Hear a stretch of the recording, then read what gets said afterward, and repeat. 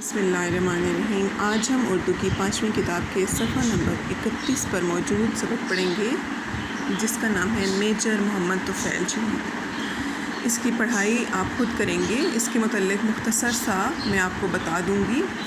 Major محمد طفیل شہید ان 10 بہادر لوگوں میں سے ہیں جن کو اب تک پاکستان میں نشان حیدر عطا کیا گیا یا یہ اعزاز حاصل ہوا۔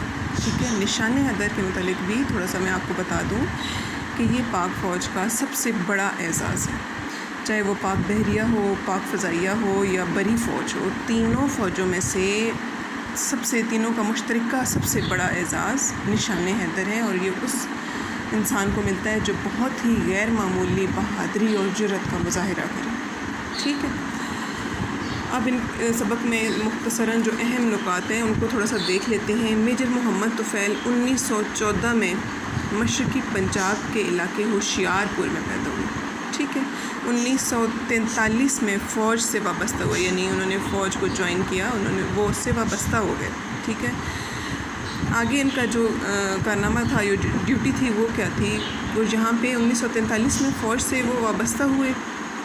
1958 میں بھارت نے رات کے اندھیرے میں سابقہ مشرقی پاکستان، جو اب بنگلہ دیش کی شکل اختیار کر چکا ہے، اس کا ایک گاؤں تھا لکشمی پور، اس پر اس نے قبضہ کر لیا بھارت نے۔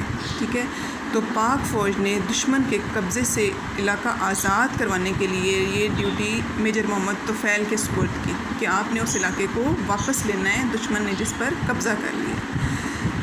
تو آپ اپنے جوانوں کے ساتھ اس محاذ پر گئے۔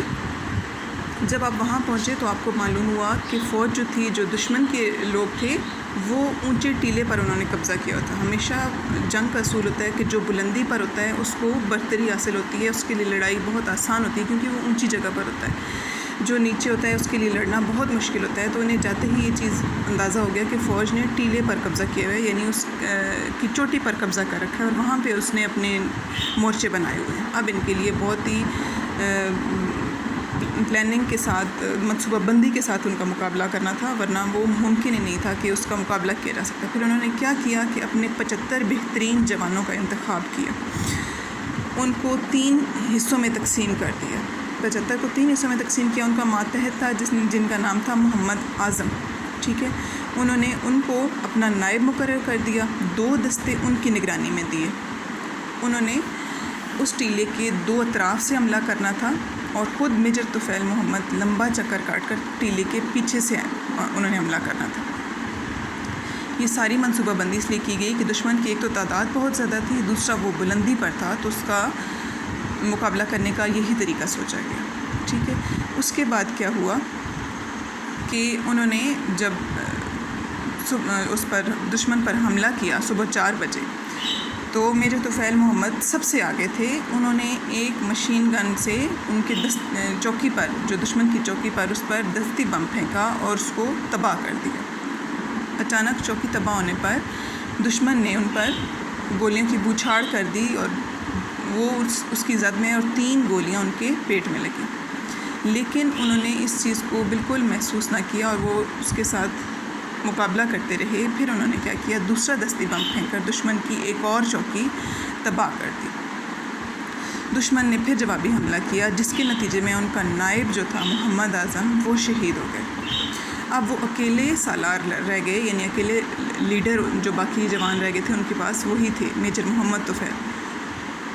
تو انہوں نے کیا کیا کہ وہ مسلسل گولیاں لگنے کے باوجود اپنے جوانوں کا حوصلہ بڑھاتے رہے، اور فائرنگ انہوں نے جاری رکھی، یہاں تک کہ دشمن مجبور ہو گیا کہ اس دشمن جو اس نے اپنا گاؤں قبضہ کیا ہوا تھا اس کو چھوڑ کر بھاگ جائے۔ ان کی بھارتی فوج پسپا ہو کر، یعنی ہار کر بھاگ گئی وہاں سے۔